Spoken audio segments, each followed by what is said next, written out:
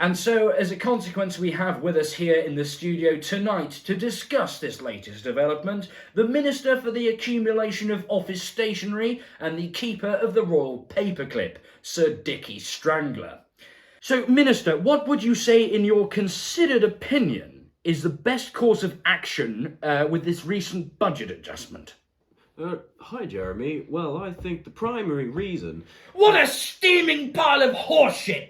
I never heard such arrant excrement uttered in all my 21-year-long career as a professional journalist. People like you make me physically sick, you odious swelling pustule on the arsehole of humanity, you cretinous foul jizzer monkey. Well, it is evident to me that the best course of action is to heavily tax the consumption of oxygen.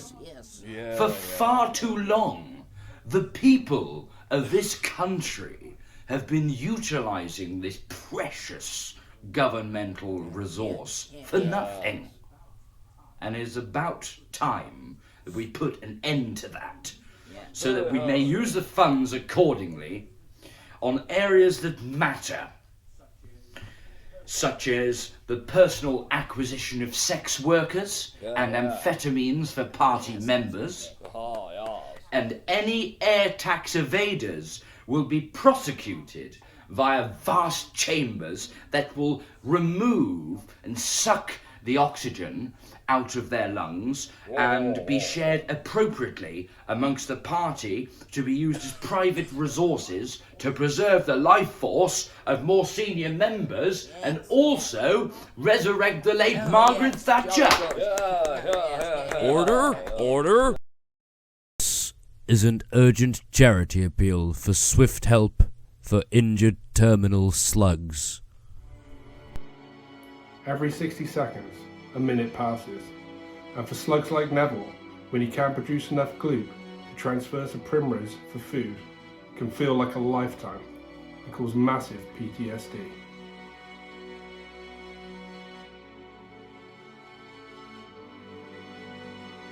Heather is so distraught due to her lack of squeezing the spaffy glob that she remains in a permanent state of confusion and is so dazed she doesn't even know who the Prime Minister of Malaysia is.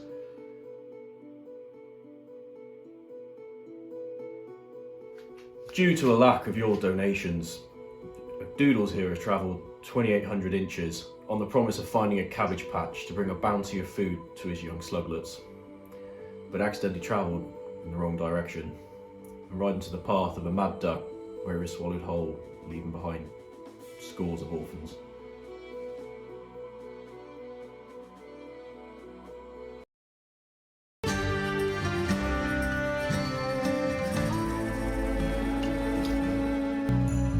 Roll down your arms, cowboy. Look me in the balls and say that. We tracked down Gordy Bennett in Inawina, New South Wales, Australia. Calm down, Rufus, you dozy mutt. Of whom claims to have seen Bigfoot himself on a kangaroo mating expedition back in 2004. Gordy said he'd never go back to Yantambulla Woods, but he's been kind enough to share his experiences today. Thanks for having us, Gordy. Well, hi, Jack. It's good to be with you, mate. So you saw Bigfoot himself, huh? Yeah, well, basically, I don't want to say either way, because at the end of the day, mate, I'm no expert on these things. I mean, I wouldn't want to say if it was Bigfoot or the Yeti, but I can tell you for a fact this thing was neither man nor beast, or anything the likes of which we've seen on this planet anyway.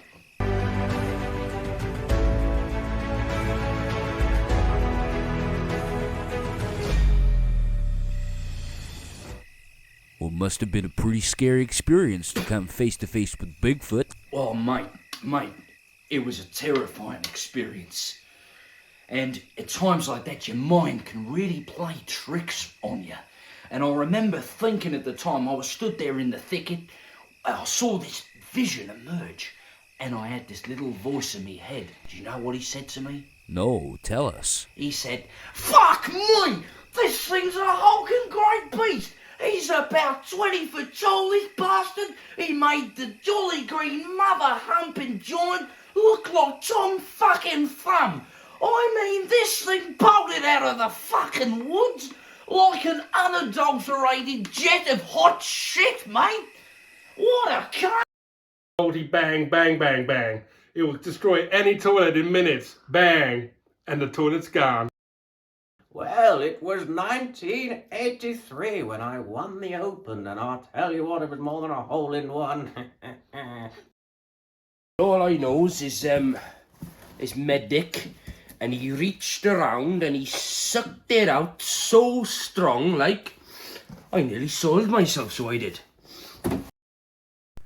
The origin of the chat show came in the 1950s with the rise of the Jeremy St. John Kyle Accusation Opportunity Hour, but clashed with the attitudes of the day and was taken off the air and airbrushed from history as a consequence.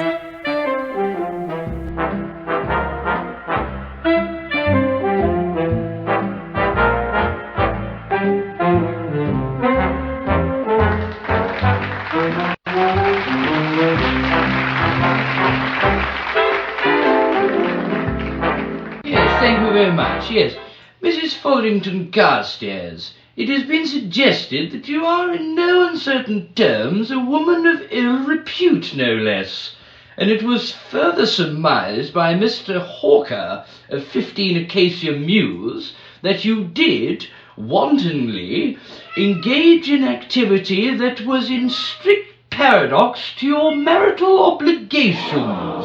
What do you say to that? Evening, sir. Evening, all. Sir, it is my duty to inform you that you are hereforth under arrest for breaching the obscene publications, and I should promptly like to invite you to accompany me to your execution, sir. I say, sir, this is a damn imposition. If you don't mind, sir, there are ladies present. Well, this is just the biggest steaming load of hot bollocks I've ever known. Quit grabbing, Parker! St. John Kyle was taken directly to Pentonville Prison where he was executed. Morris Bunty remembers the day well. Well, it was a funny thing, really, because it was taken, as I recall, directly from the studio to Pentonville, where he was hanged by the neck until he was dead. We all had transference tickets from the studio audience to go and watch it, the hanging, and I remember saying to my wife and my young child at the time, I said, "This is real family entertainment."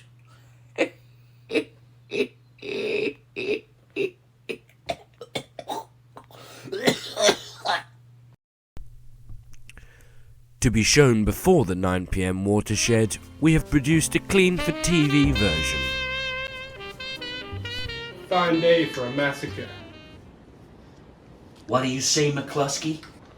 I'm not saying nothing. Oh, I think you're saying something. I think you're saying my boys ain't good enough.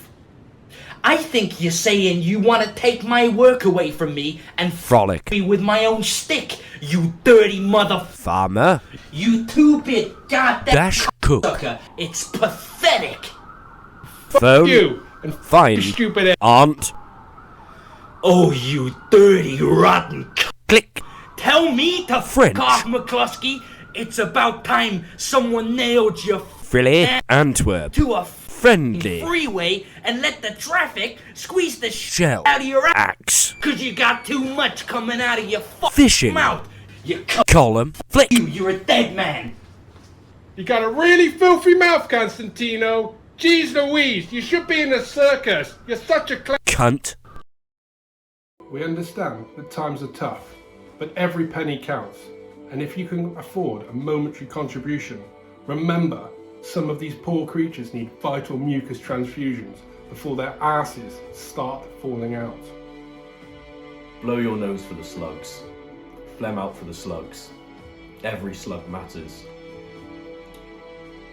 Flob up for sick and elderly slugs that can't produce their own mucus anymore. Please, donate any sticky liquid you can. Deposit directly into an envelope and send for this address. Swift help for injured terminal slugs or shits. 1 tin box under the black volcanic rock that has no earthly business being there, near the big oak tree, along the stone wall, Buxton, P.O. Box 69.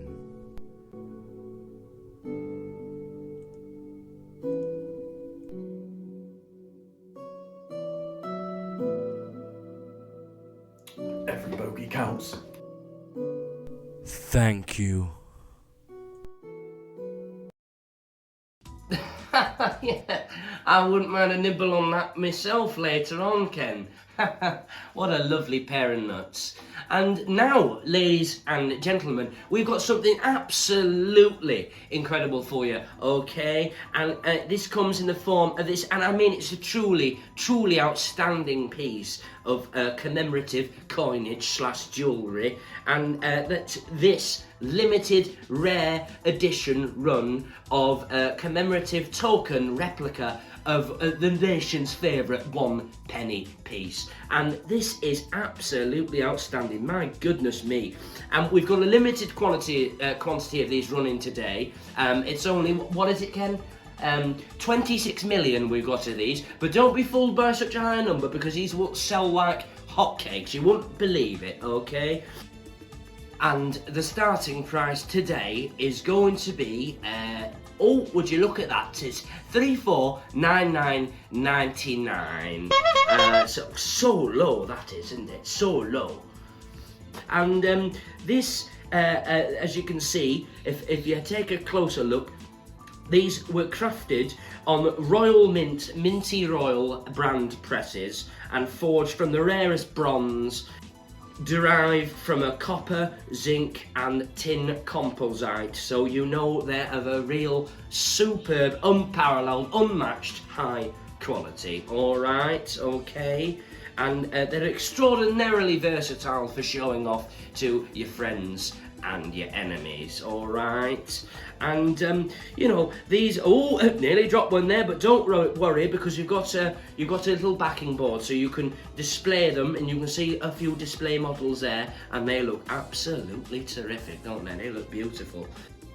And you'll regard at the bottom there, we've got a serial number. Now that is your peace of mind, okay, that these are 100% genuinely authentic, alright, that is that. And the reason being as well, so it keeps the postage costs at a low $14.99 per day, okay, and that means we don't have to send you out any bulky certificates or anything like that. You don't have to get them framed or anything like that, alright, and there we are. That's absolutely beautiful. And what's that, Ken? We've sold one there, and that means, you know what that means, viewers, you've seen the show before, okay? That means we're ready for one of our famous price drops. So get ready, stand by your phones for this one. What are we doing? Oh, that's amazing, that's amazing. So we're now at a 34.99.98. Oh, get yourself a bargain, folks, that's amazing value. I tell you what, put me down for 6 of them, Ken. Oh, you sexy bastard. That's absolutely delicious. And I'll tell you what, the food's not bad either. Now, what I like to do for this dish is I get a great big knob stuck right up your Khyber Pass, which was jammed up with all these logs before the deforestation. Now, the Right Honourable, that Labour bloke. Well, with all due respect, that's not what the British people want.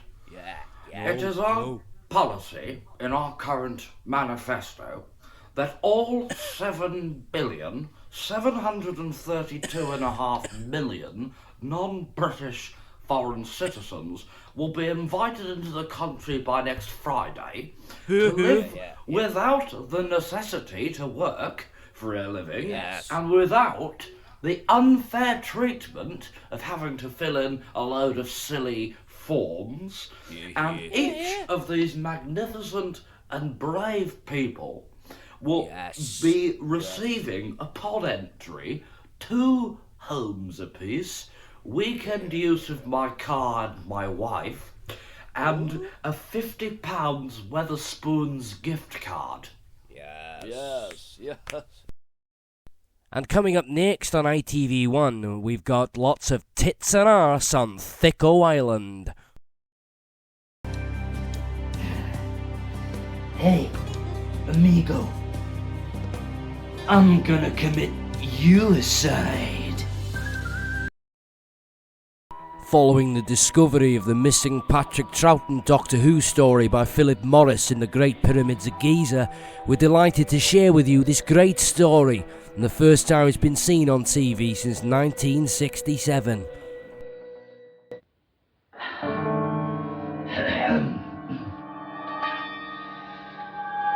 No, Doctor, don't. It's not safe.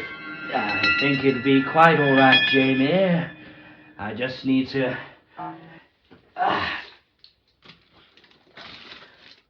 Yes. Well, I don't think it's very harmful. I certainly don't think it's a croton explosive device. Oh, look, it's just a cucumber, Jamie.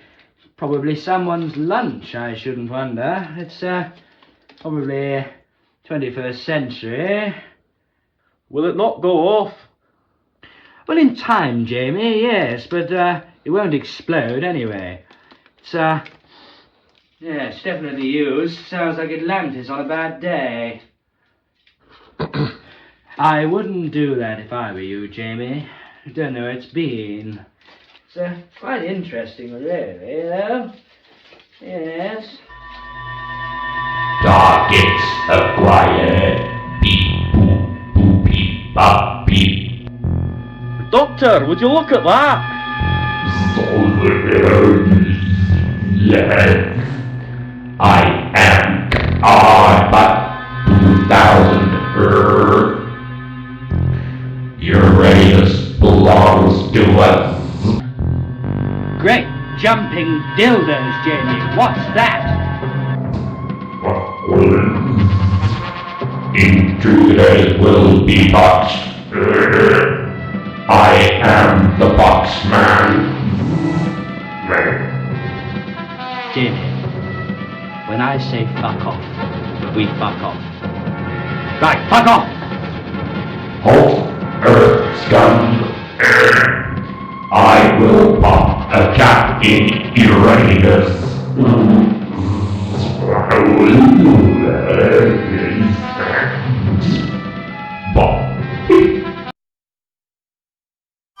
New from the Universal Banana Appreciation Society Transatlantic and Regional Divisions comes this new collector's kit. Banana. Over the course of 50 issues, you can build this stunning replica of one of the world's most favored fruit. Each issue also includes this stunning full-color 6-page magazine full of fascinating facts about the banana. Each week, you meticulously glue these composite parts together to craft and collect your own dihydrate asbestos fiber-shaved model, of which you can display in your own home, hand down generation to generation, or amaze your friends and family. Wow, that looks succulent. I could gobble that right up. I know, yes. The banana looks quite good too, doesn't it? Issue 1, only 99p. Following issues, £42,500 each. Available in all good fishmongers in the Wiltshire area. Get yours today.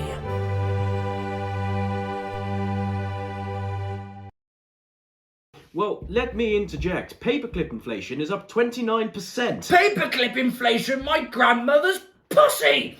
It's you people getting paid £350,000 a second to sit on your fat, stinking, loathsome anuses whilst I have to scrape a living on 85k a year. It's absolutely disgusting. You absolute wretch of an excuse of a piece of foul sputum. It's fucking disgusting, you bastard! But that's all we have time for on this edition of Who's Right? I'm sorry, I mean Newsnight. Minister, thank you very much.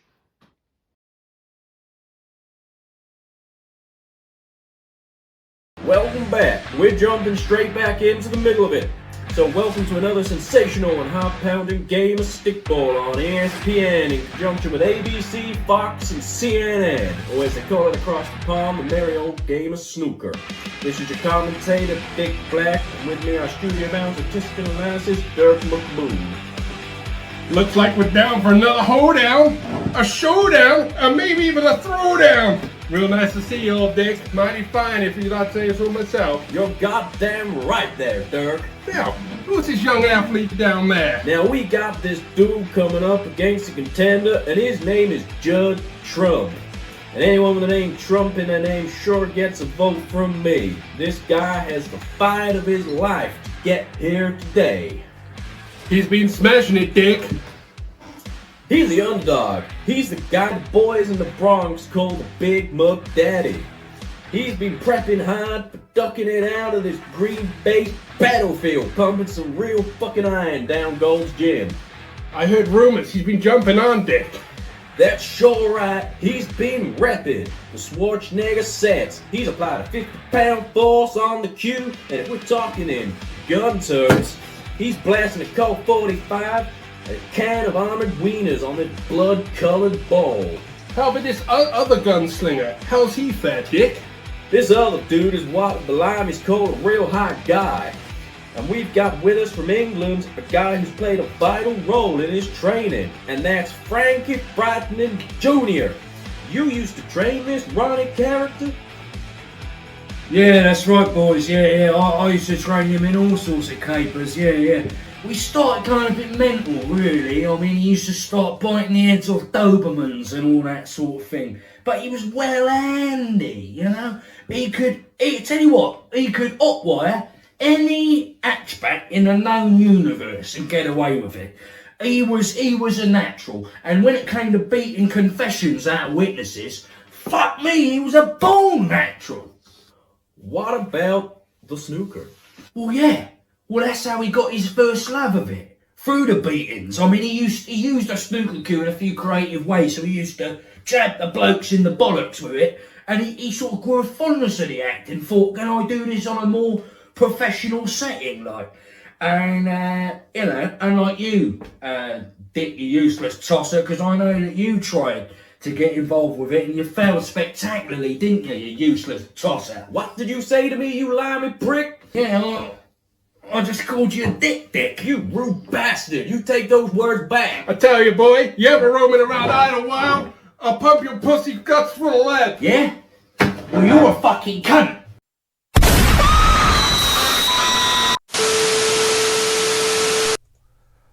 Well, it would appear, due to a minor electrical fault with our live commentary broadcast, that we have temporarily lost the feed. So until we can correct this issue, we leave you for a moment with some classic clips of some legendary games with some proper English snooker commentary. Starting with a clip from the first televised century by snooker legend and Rothman's own cigarette mascot Barry Winkle, way back when, in 1968. And there he is, Barry Winkle, is lining up on the... Yes, he's going for the monochrome. Top left-hand pocket. He's just got that in with a narrow squeak for a 2. And he's got a couple of options coming back here. And he's lining up on the grey. He's just missed the grey, gone for the slate. That's a slate ball for 4. He's got a couple of angles here, and he's opting to go for the stone-coloured ball. Pops it in for a 6. That's lovely, that is. What a lovely shot from a lovely lad. And which one's he going for? He wants middle pocket silver ball, but he's going back for the black. And if he can just narrowly miss, and he's just scraped past the monochrome ball. What a lovely fella. What a fantastic game of black and white snooker.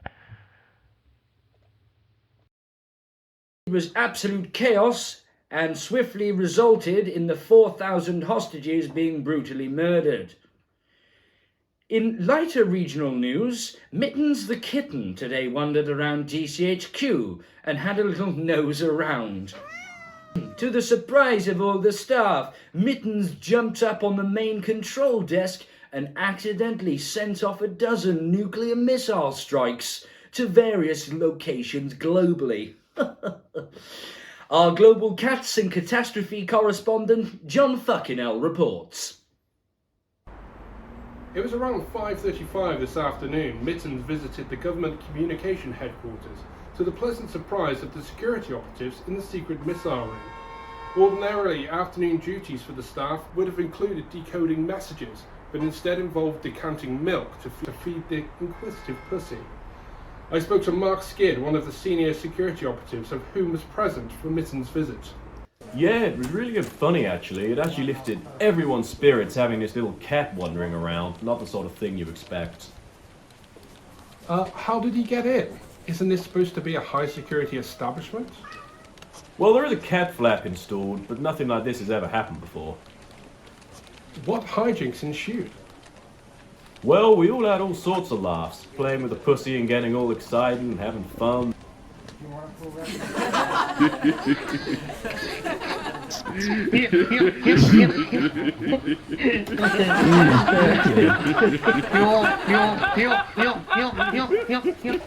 Then the Moggy walked across the mainframe desk and shot off a load of warheads, and we were all in hysterics.